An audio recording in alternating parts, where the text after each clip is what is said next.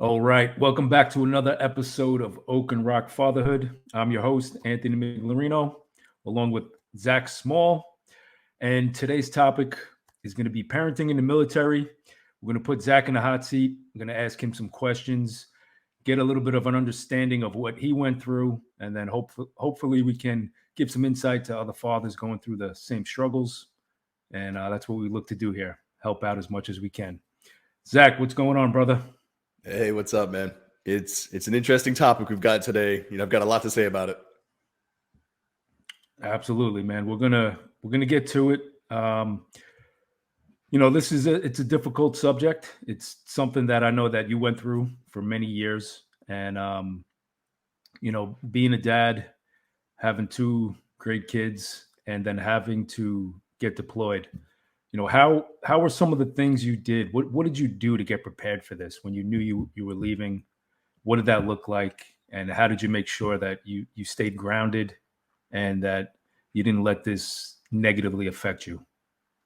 So that's a heavy question. It comes a lot with that. So I want to break down my story real quick. A rapid understanding of my timeline is I joined the Navy. I was dating my wife, Jackie.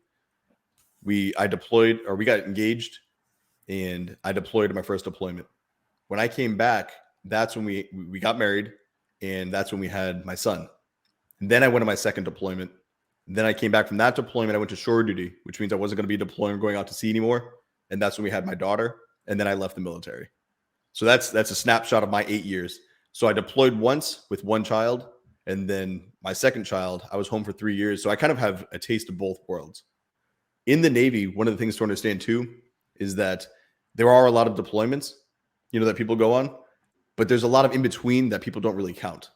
So we'll leave for a week and we'll come back for a week. We'll leave for 2 weeks. We'll come back for 2 days. We'll leave for a month and come back for 2 weeks. There's a weird schedule about doing sea trials, about testing things out, going out and just doing little formations and whatever with exercises with other groups. So even though I was home and not deployed, downrange, I was constantly out to sea. I was on an aircraft carrier, the USS Harry S. Truman, CVN 75. I was an ag ganger machinist mate, and that's what I did. So that's a snapshot of my career. Now, you asked about preparing myself.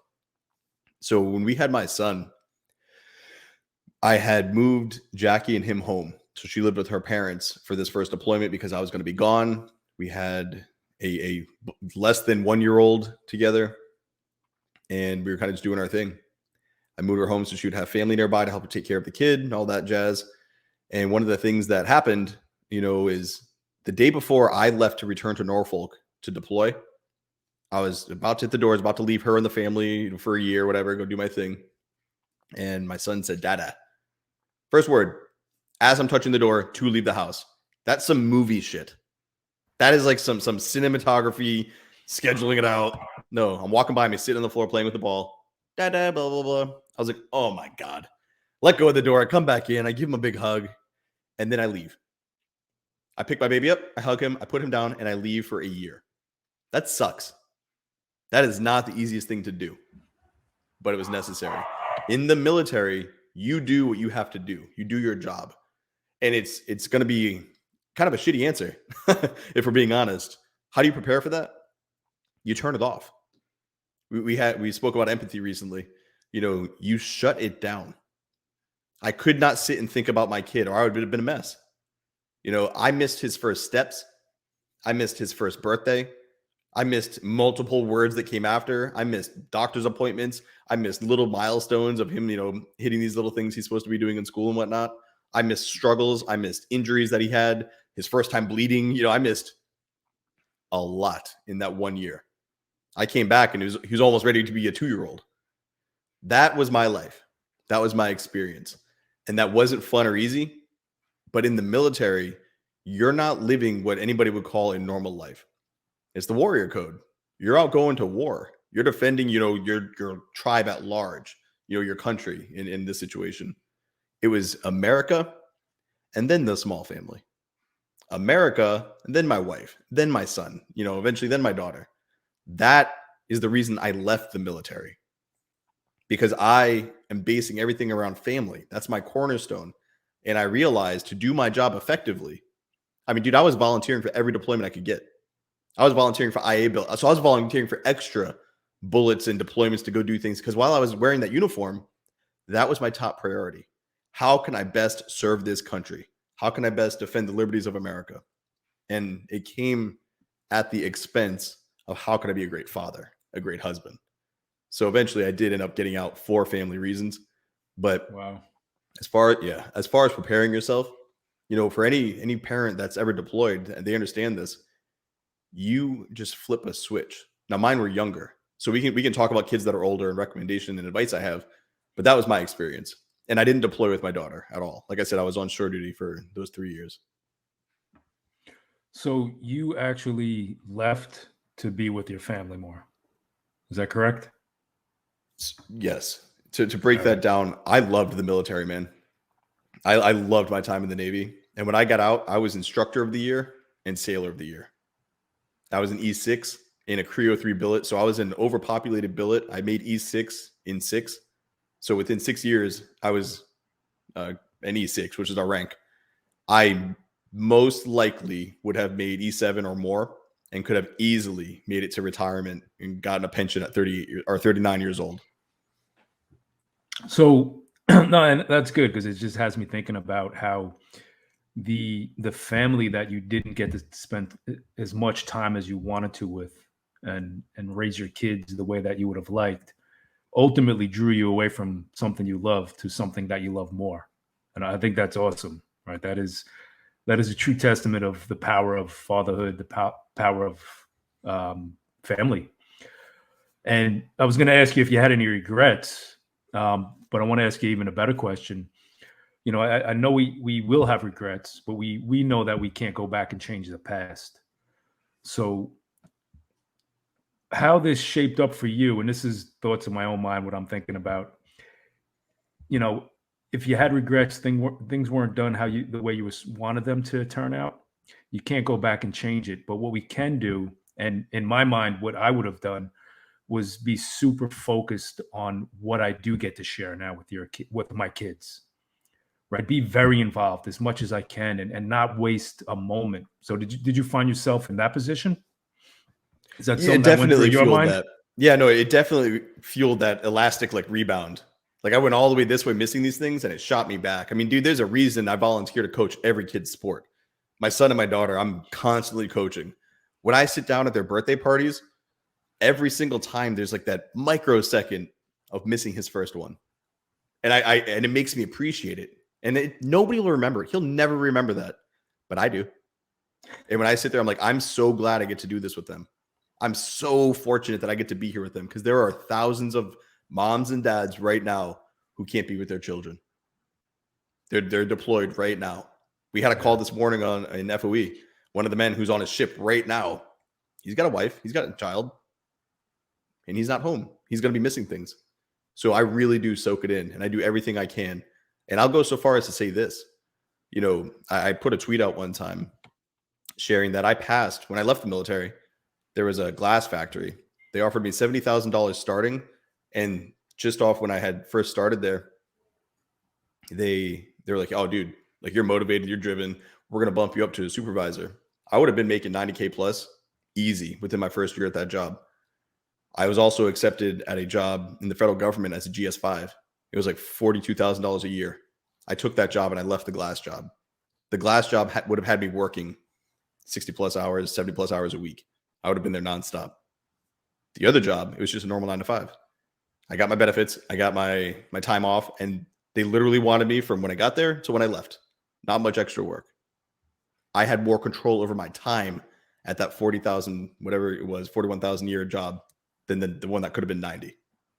So not only did I leave the military I loved for something else I loved more, I left money on the table to be a more involved father. So when I say presence over presence, I'm living that. These aren't just words. I could have bought nicer house, nicer cars, nicer things.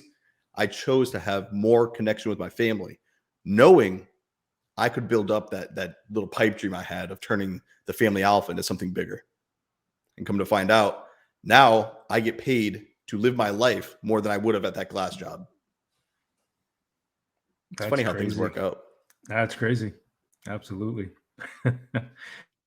um, So when you were deployed, what was the longest you were away when your son was born? 9 months. 9 months at one time? Yeah. And Wow. so 9 months I was deployed. There was, maybe a few weeks before that I was sitting there waiting for the ramp up to go. So some advice for other fathers who might be deployed now. Within those 9 months, I'm sure there were times where you spoke to your wife and she was having difficulty, right? Pretty much she's like a single mother now. She's having to raise her children for those 9 months without you. What advice would you give dads to handle those times? Like, what were the conversations you and your wife had? What were you guys talking about when you did speak? How did you reassure her that things were going to be better? Because I'm sure you didn't have everything mapped out and saying, "Look at the life we have now. We knew it was going to be this great." Were there times of doubt, and were there things obstacles you had to overcome? There certainly were. And, we talk a lot about being preventative. I tried to prevent as much as I could. And that's the biggest piece of advice I could give anyone in the military. Be as proactive and involved and preventative while you're home before you leave. So with Jackie, I mean, it would rotate. There were highs and there were lows. There were times she'd be like, "Oh, I'm so proud of what you're doing. The family supports you. We have your back. We can't wait for you at home." Other times it would be like, "Man, I've got this kid by myself. I can't do anything." I'm always on. I'm always mom 24/7. There's no one to offload it to. A lot of single parents can really understand that. But a single parent knows I'm split up from you. We didn't work out. We share our kid. Or some dads don't even show up, or some moms don't, and then they have it full time. But you split up. You know that happened. In the military, you're still married.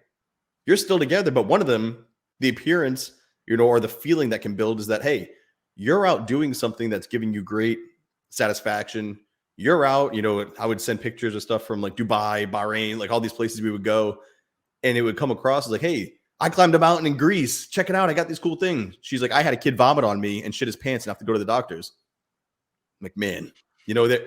So it was constant awareness as to what was coming across, what the perception was. And for those who are deployed, again, when you flip that switch, when you turn it off, what I'm saying is you turn off the concerns, the frustrations with yourself about not being there. What's happening with my kid? Who's raising him? What's being put into his brain? Is he eating right? Is he getting healthy foods? Is he getting fat foods? All these things go through motivated men's minds. You can't do anything about it. But when you're proactive, you could have already had the discussion. "Hey, we got to make sure he's eating healthy. Hey, how is he doing? How are his appointments? I want you to update me on all the things he's going through. Shoot me an email."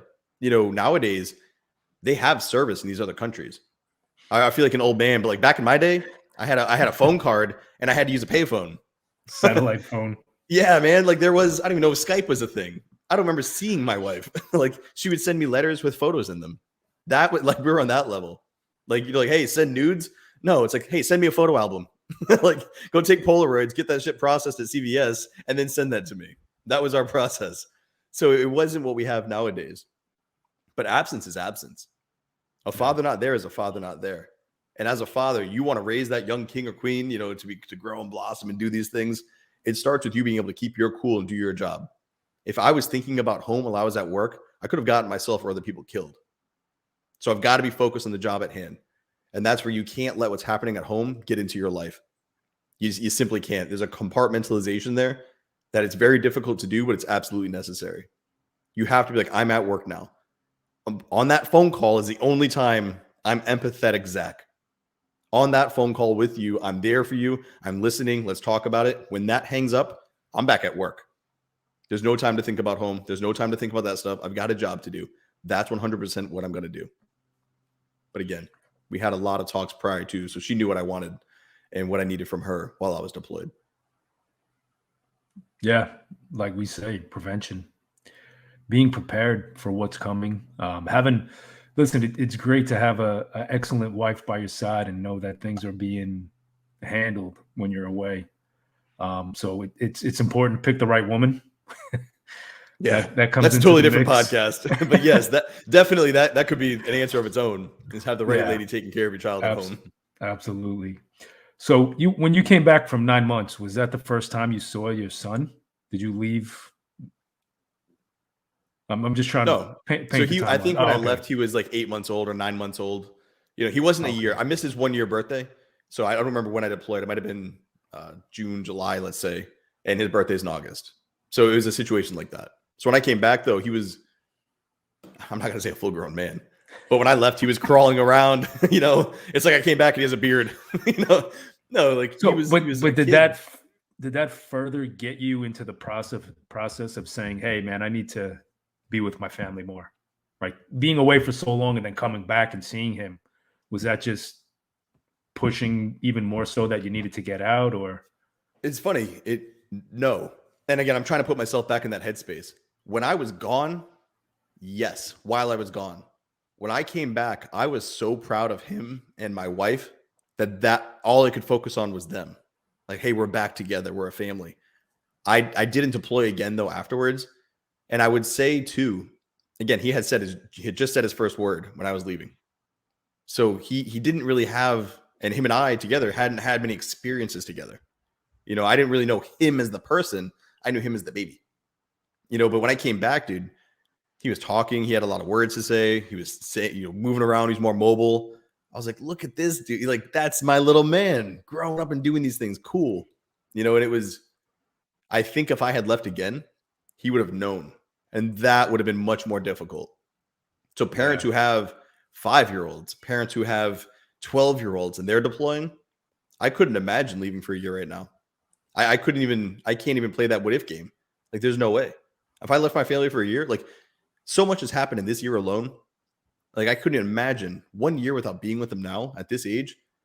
It's incredible for those who are doing this and maintaining connection with their family in the military, because they are going for the full 20 years to get their retirement and raising teenagers and disappearing like that. It's not easy. It's hard. And I couldn't do it. I got out. I quit. And if bottom line, I said I would rather be with my family and build them up than stay here and build this country up and myself up. It's a tough task, brother. I try to relate, but I was definitely a workaholic, working 80, 100 hours a week, but I did go home at night eventually. So I got to see my kids, right? I was there on the weekends, most weekends. So it's definitely a difficult spot to put yourself in, to miss those years and not have that time. But I think it's a testament to say that we need to be more present when we are there, to be more available, and to focus and work on that connection that we actually do have. Nothing beneficial is going to come from dwelling on the past. So I think it's great to see. It's great to see where you were from, where you came from, and how your family's flourishing now. And to see everything that you're sharing with your son and your daughter, and just the dynamic of the family, how happy and healthy everybody is. One other thing I wanted to pick your brain on. If, let's say, we talk a lot about peaceful parenting and how important it is to use nonviolence in the home. What would you do in a situation if you were deployed and maybe your life wasn't that squared away? Maybe the wife wasn't on board with everything you wanted to do. And maybe you heard stories from her that she was spanking, that she was, yelling and screaming and frustrated all the time. How would you handle that? What advice can you give to dads who might be going through that? It's a difficult freaking question. I'm really glad you threw that on me on the spot. No, listen, man. There's two ways to look at this. One is, well, you're not there, so what can you really do? You don't want to just throw your hands up, right? But two, I mean, think about whenever I would come home from being out to sea, especially deployment, my wife would have her routine and her system with my son, and I'd come back after a year away. Oh, hey, we're doing things my way now. It's a weird dynamic. You've got to reinsert yourself into your own life. Like, the world goes on without you. I remember the song Apologize. Like, it was a big hit, and I hadn't heard it all year. I came back and I was like, oh, this is a cool song. Like, the piano and everything's hitting. I'm like, this is neat. And Jackie was like, that's so old. I was like, it's new. I didn't hear any of this new releases, So you're like so out of touch with the times when you get back. I couldn't sleep because the ship was rocking, and my bed wouldn't rock at home. So I could not sleep. I was so used to being like shaken to sleep because I was above where the screws were. So there's these little quirks you have. And another quirk is you don't even know what your kid's system is. You don't know what's happening at home. You don't know when he eats. You don't know when he naps. You don't know what he does, what his favorite things are, what helps him, what hurts him. He's a new body to you. You're figuring him out. So how can you say what's best for him or what he needs if you're a million miles away? Now there is an objective truth there. If you find out like, hey, I had to spank little Timmy because he wasn't listening, and you're now on the peaceful parenting train, you've got to send an email and be cool, calm, and collected. Like, hey, we don't do that anymore. That's not what we do. But listen, if you're away, if you're deployed and you're hearing that they're spanking, were you peaceful parenting before? And if you were peaceful parenting before you went on deployment, why did it change when you left? Why had you not gotten your wife on board or gotten her to co-sign on this plan with you? Why had you not addressed it? Why had you not spoken about it prior to leaving? See, these are the difficult conversations people avoid. And you see it even with people getting married. Hey, I married this woman. She said she didn't want kids, but I figured she'd come around. And now my wife doesn't want kids and we're getting old. Man, you married a woman who didn't want kids. Like, this is a conversation you have. You can't overlook it. If you're overlooking the fact that you were home and she was spanking the kid and you didn't want her to, why did you think leaving would make it any better? Like, she would magically be like, oh, I'm going to Roger up. Mr. Small's gone, so I'm going to stop spanking his kid. No, dude, that's just not reality. So the way I would look at that is twofold. If you were peaceful parenting prior to, you should have gotten her on board. You should have had those conversations. If you figured it out on deployment, you're like, oh man, there's a better way. I heard this awesome YouTube channel, Oak and Rock Fatherhood. They changed my mind. I'm going to stop hitting the kid. I want my wife on board. And you send her a YouTube video and she's like, you're not here. You don't know what it's like. You don't know how stressful it is. She's not wrong. She is following the conditioning she's had up to that point. That's all she knows. And she is in a position where you're not there to have any positive influence on her. All you can do is email. Nowadays, you can Skype, you can, FaceTime, whatever. But you're coming through a screen. You're not there. Your presence must be felt. So what you can do is keep asking. What you can do is just keep bringing it to the table. What you can do is come home and live it out. You have to embody your values, not just espouse them. You can't just say don't hit. You have to not hit. So to those men, keep your cool and just stay as collected as you can until you get home, and then live it and show it and share it. Yeah, no, there's so many different layers to this. There's so many different things that we have to deal with as fathers. Just even being deployed, being in the military, right? It adds another element, another layer to the difficulties of parenting. And I think we should all be aware of what we have to do. What's the best way we can go about things? Finding the good woman, having conversations about how are we going to raise our kids. This way, if you are deployed, at least there's some guidelines, right? There's something set up where your wife knows that these are the values you share. We shouldn't hit our kids. We should give our kids love and consideration. We shouldn't demand respect. It's definitely important things that we don't talk about often, especially with our spouse, with our wife. So I do think, again, the more that we have these conversations, we're hitting so many different topics. We have topics for years lined up, right? We're going to be bringing so many different important subjects that fathers need to talk about, ways and ideas to parent better. Even, just building families, building healthy families, what that looks like. So again, if you guys are enjoying the conversation, hit the like, subscribe button. Make sure you're tuning in. We're doing these 3 days a week. We're going to be pumping out videos. We're also doing a live Q&A on Wednesday night. So ask some questions, put them in the comments. You can DM me or Zach. Anthony at Peaceful Fathers. Zac Small, he's at the Family Alpha, the Fraternity of Excellence. You can find us everywhere online, but make sure you're getting involved. If you want to create healthy, happy families, you need to be a part of the conversation. And that's why we're doing a lot of what we're doing. Zach, I appreciate you sitting in the seat and answering some important questions. Any last thoughts? Yeah, I mean, like we always say, you have to apply it. There are probably a lot of people in the military who are going to have a lot more questions after this. Let's talk about it. Reach out. This is experiences. This isn't coming through theory. I lived it. I learned it. There's a lot that comes from it, especially those who say, well, why are you so focused on fatherhood? You make it such a big deal to be a dad. They say you don't love something until it's gone. I didn't have it for a while. I watched my kid grow up without me. So that put a permanent scar on me to want to do this and to push forward and to be a present dad. So it's possible. You can turn it around. Just drop the comments and let us know how we can help you. Well said, brother. That has